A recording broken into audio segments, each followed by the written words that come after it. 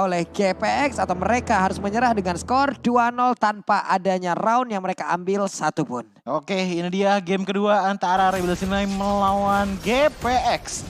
GPX mereka sangat butuh poin, jadi harusnya ini menjadi game do or die mereka juga karena mereka sedang berada di posisi standing yang ke-6. Sementara dari Rebellion Sinai mereka cukup baik dari segi standing tapi dengan ada sedikit inisiasi datang kepada Nathan itu juga cukup baik dari GPX. Didatangkan di arah early game-nya membuat Nathan pun harus bisa lebih berhati-hati lagi di arah early-nya. Yap, sementara Rainbow ya ini boleh-boleh nih coba lihat tuh. Xavier nih, bagus banget juga tuh. Rapi-rapi banget. Gojo ya Pak? Iya, rapi-rapi banget semuanya. Kita kapan ya rapi begitu juga? Kita udah rapi Pak. Udah rapi ya? Cuman emang kadang-kadang yang lebih rapi itu yang damage-nya lebih tebal juga. Iya. Tapi balik lagi di arah mid lane. Reda Cutie memberikan sedikit damage poke ke arah Rainbow. Dimana Rainbow berjalan dengan santainya. Tangan dimasukin ke kantong. Reda Cutie ditahan pergerakannya dengan adanya sedikit immobilize dari extensionnya seorang Xavier. Yap. Okix harus dipukul mundur sampai masuk ke dalam auto turret yang dia milikin. Tapi setidaknya Okix masih bisa berada di area tersebut. Moskov sudah set up lagi di dalam rebutan. Mungkin nantinya dengan Abyss Walker dia siap untuk keluar. Belum lagi dengan Spear of Misery membuat Okixnya terkapar, tersudut, tertempel di area dari pendindingan yang ada di Land of Dawn. Big Mike di bagian bawah bersama dengan Jisa mundur terlebih dahulu. Jisa dengan penggunaan Martisnya kita lihat aja seperti apa nantinya setup yang akan mereka lakukan. 15 detik lagi menuju ke area turtle yang pertama dan juga Lucky Boy belum level 4 langsung ditusuknya dengan Decimate tapi ternyata masih belum berhasil untuk bisa mendapatkan 1 poin kill dan juga first blood menjadi milik dari GPX di mana Benedettanya berhasil terjepit dan juga dibalaskan digas langsung untuk pergerakan dari Lilianya karena langsung saja 1 untuk 1 mid laner untuk SP laner. Ya balik lagi Reda Cutie yang mencoba untuk mengincar ke arah Jisa bahkan menggunakan flicker dan akhirnya Jisa pun diterkena ke belakang sana. Dari sekitar turtle yang sudah dibersihkan ini akan menjadi milik teman-teman dari GPX. Tapi hampir saja 1 downing life mendapatkan turtle. Big Mac yang tadi dijepit oleh seorang Akai mencoba untuk melakukan inisiasi lagi dan lagi melawan Reda Cutie tapi pada akhir dengan tidak ada follow up lagi dari Rebellion Sinai. Ia memilih untuk mundur terlebih dahulu. Oke, wah tone part memory ini yang kita sebutkan tadi ya. Dengan tone part memory kayak gitu, untuk SP-nya tercicil bisa aja. Bisa aja membuat Wanta nantinya recall, membuat Wanta pulang. Cuman efek kejut dari Moskov ini yang harus emang diberikan langsung. Sementara ada satu last hit dari Jet Gundonya, Wave Dragon udah kena langsung ke arah dari Kaja. Siapakah yang nantinya akan ditarik dengan satu dari Divine Judgment. Tapi barusan ada bola segede dunia langsung saja menembus Land of Dawn. Itu tadi lihat nggak sih Pak, kena infinite extension, kesangkut langsung downing light, nggak apa-apa dibuang begitu aja. Yang penting decimation bisa nyampe ke arah Reda Cutie tadi. Reda Cutie langsung tumbang seketika, otomatis dari segi pertukaran kill point masih sama-sama di 2 poin, tapi dari segi perbedaan gold udah ada di angka 600 poin. Pindah lagi ke arah item build emblem. Dari segi masing-masing mid laner ini dengan mystery shop dan juga dari talent yang sama movement speed dan juga penetrasi. Sementara kalau untuk kita ngeliat ke arah junglernya, perbedaan cukup signifikan ada di tangan anak-anakannya. Dimana dari Martis ini ngambil ke arah cooldown spell reduction untuk dari RBL ya. Sementara kalau dari Ray dia mengambil ke arah damage to monster yang lebih tinggi dibandingkan dengan Jisa. Okix masih belum menyentuh di level 6. Nathan masih stay di area tersebut. Ditembak, dilemparkan. Spear of Destruction. 1 tombak antar kota antar provinsi yang menembus tubuh dari Kaja. Ini bisa dibilang pembuangan di luar Land of Dawn kayaknya banyak banget sampahnya ya Pak. Dari Spear of Destruction, ada Downing Light juga gitu. Tapi balik lagi untuk di arah bottom lane, Zidi dan juga Big Max masih sama-sama adu tonjok aja. Tapi balik lagi ke arah top lane, Nathan yang ditahan lagi dan lagi oleh Ray. Membuat dia pun tidak bisa berkutik dikarenakan ada 4 player yang memaksimalkan damage terfokus kepada seorang Nathan sendirian. Kasihan. Ini dia, GPX sudah mendapatkan satu momentum yang cukup baik di early gamenya. Mereka udah berhasil menekan dari berbagai sisi, bahkan untuk turtle-nya agak sedikit sulit untuk pemain dari Rebel Sinai bisa maju ke bagian depan. Tapi ternyata Okix dan juga Jisa yang siap untuk langsung memberikan sebuah damage dan juga menghancurkan setup turtle yang udah dimiliki oleh pemain dari GPX. Ditembak dengan Downing Light, tapi ternyata lagi poinnya masih bisa selamat. Sedikit lagi yang tersisa di dalam tubuhnya. Dan juga turtle berhasil diamankan oleh Reda Cutie. Tapi untuk kali ini Reda Cutie berhasil langsung dihilangkan dengan cukup cepat. Dan juga Ray-nya mendapatkan hasil yang sama. Ziri mau pergi ke arah mana? Ziri sedikit lagi yang tersisa, ada 1 lagi pergerakan lewat Mystic Pill dan juga Infinite yang dikeluarkan secara bersama, tapi untungnya dia masih bisa pergi dari area tersebut, tapi Purple Buff diambil. Turtle ditukar dengan 3 player dari GPX yang dimana ini menjadi golden opportunity untuk Rebellion Sinai.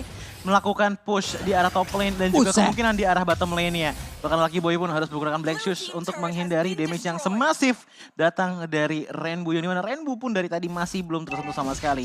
Sejauh 5 menit perjalanan dari game kedua kita, Rainbow belum tumbang sama sekali. Tapi balik lagi Fredo Cutie bermain dengan sangat berbeda di game kali ini. Mencoba untuk melakukan segala macam teknik ofensif dengan adanya invasi terus-menerus. Tapi sayangnya tershutdown di tangan Okik dengan 2-0-2 dari segi KDA-nya.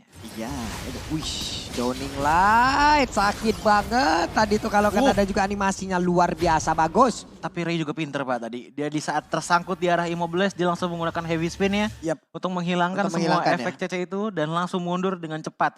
Ya kadang-kadang mungkin bagi publik lupa ya bahwa heavy spin juga sebenarnya bisa menghilangkan CC-CC yang diberikan oleh lawannya. Tapi Okik di menit ke-6.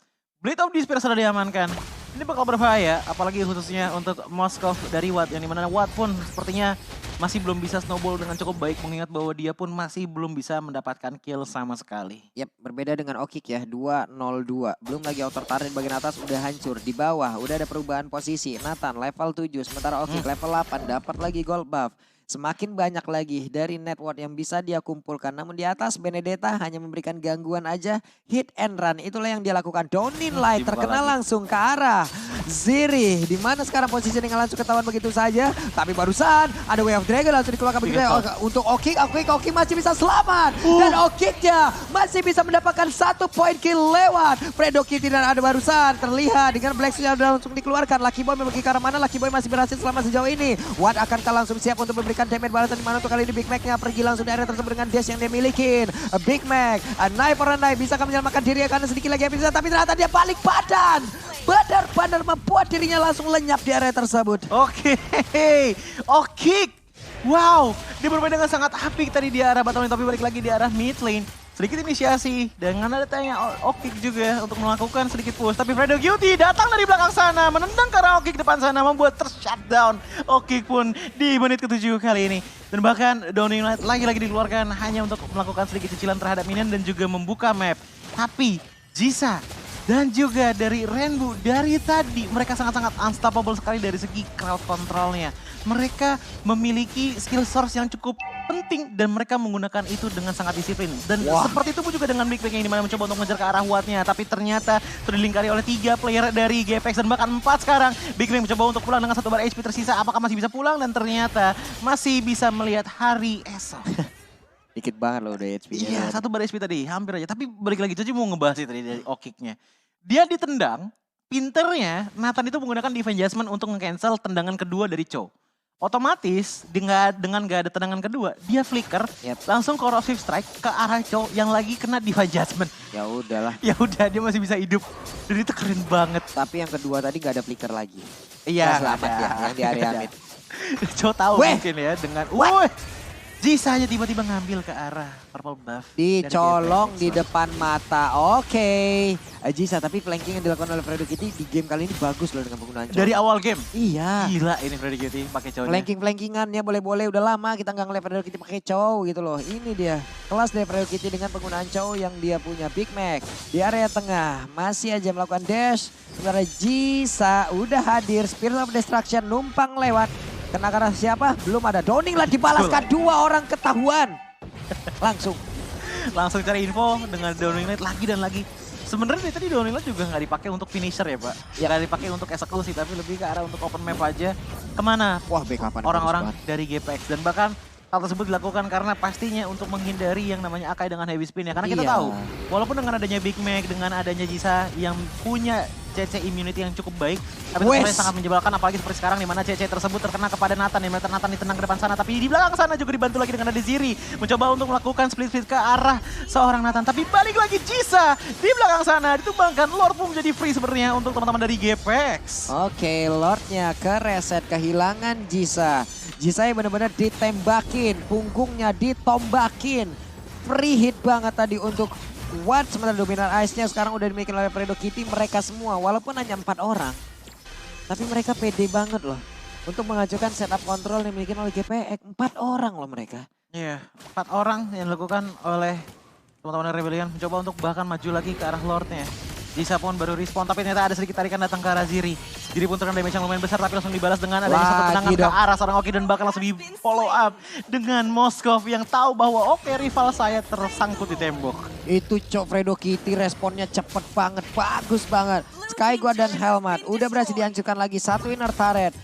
Split push udah mulai dilakukan oleh Benedetta. Mobilitas yang sangat tinggi udah dia manfaatkan. Sementara Watt sekarang udah punya damage yang cukup, attack speed yang cukup untuk bisa join di dalam team fight dan juga menghancurkan pemain Rebellion Sinai. Glu dari setengah di top lane. Adu mekanik dengan Benedetta. Sepertinya masih bisa survive, tapi balik lagi ini akan menjadi momen penonton juga bahwa kita bisa melihat dari GPX mereka sudah mulai memberikan perlawanan yang cukup signifikan dibandingkan dengan game pertamanya.